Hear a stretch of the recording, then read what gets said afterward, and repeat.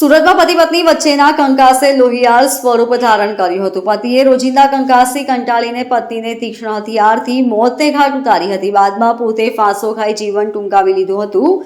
પતિ પત્નીના મોતને લઈને સંતાનો નોંધારા થઈ ગયા હતા. સમગ્ર મામલે પોલીસે વધુ તપાસ હાથ ધરી છે. કતાર ગામની ન્યૂ ત્રિવેણી સોસાયટીમાં રહેતા 50 વર્ષીય નરેશભાઈ કુંડલિયાને પરિવારમાં પત્ની અને 2 પુત્રો તથા 1 પુત્રી છે.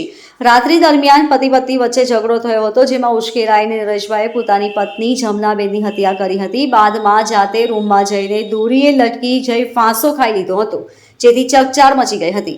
પોલીસે બંનેના મૃતદેહો પીએમ માટે મોકલી આપ્યા હતા. બંને દીકરા કબડ્ડીની સ્પર્ધામાં ભાગ લેવા હરિયાણા ગયા હોવાનું સામે આવ્યું હતું. ડીસીપી પિનાકીન પરમારે કહ્યું કે સિંગણપોળની ન્યૂ ત્રિવેણી સોસાયટીમાં એક ઘરમાંથી મૃતદેહ મળ્યા હતા.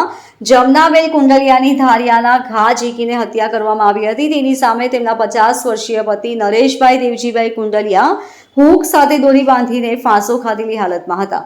પ્રાથમિક તબક્કે પતિ પત્ની વચ્ચે ઘરકંકાસને લઈ બોલાચાલી થઈ હતી. પોલીસ દ્વારા પણ આ જ દિશામાં વધુ તપાસ કરવામાં આવી રહી છે. તેમના કુટુંબીજનોને સંપર્ક કરીને હાલનો બંનેના મૃતદેહને પોસ્ટમોર્ટમ અર્થે હોસ્પિટલ ખસેડવામાં આવ્યા છે. આજરોજ પોલીસ કંટ્રોલ રૂમ દ્વારા અમારા સિંગણપુર પોલીસ સ્ટેશનમાં એક વર્દી મળેલી હતી, જેમાં ન્યૂ ત્રિવેણી સોસાયટી તરણકુંડ પાસે મકાન નંબર 1માં ડેડ બોડી છે એ રીતની માહિતી મળતા પોલીસે તાત્કાલિક સ્થળની વિઝિટ કરતા તેની અંદરથી 2 ડેડ બોડી મળી છે, જેમાં જમનાબેન નરેશભાઈ, જેમની ઉંમર વર્ષ 45 છે, તેમને ધારિયાના ઘા ઝીકીને એમની હત્યા થયેલી હાલતમાં એમનો ડેડ બોડી મળેલી હતી. અને એમના પતિ નરેશભાઈ દેવજીભાઈ કુંડળિયા, જેઓ ત્યાં હુક ઉપર પોતે લટકી જઈને પોતે સ્યુસાઇડ કરેલું છે. આમ 2 ડેડ બોડી મળેલી છે, જેના આધારે ફરિયાદી મેહુલભાઈ ધનસુખભાઈ ચુડાસમા દ્વારા એમની ફરિયાદ લઈને ગુનાની તપાસ આગળ કરવામાં આવી છે. પ્રાથમિક રીતે જણાઈ આવે છે કે પતિ પત્ની વચ્ચે ઘર કંકાસ બાબતે કંઈ બોલાચાલી થઈ હતી, જેમાં પતિ દ્વારા તેની પત્નીની ખૂન કરવામાં આવેલ છે અને ત્યારબાદ પોતે આત્મહત્યા કરેલી છે. પોલીસ એ દિશામાં આગળ તપાસ કરી રહી છે. એમના 2 દીકરા છે, તે બંને દીકરા હાલમાં કોઈ કબડ્ડીની સિલેક્શનના અનુસંધાને હરિયાણા ગયેલા છે, પરંતુ તેમની દીકરી બાજુમાં રહે છે.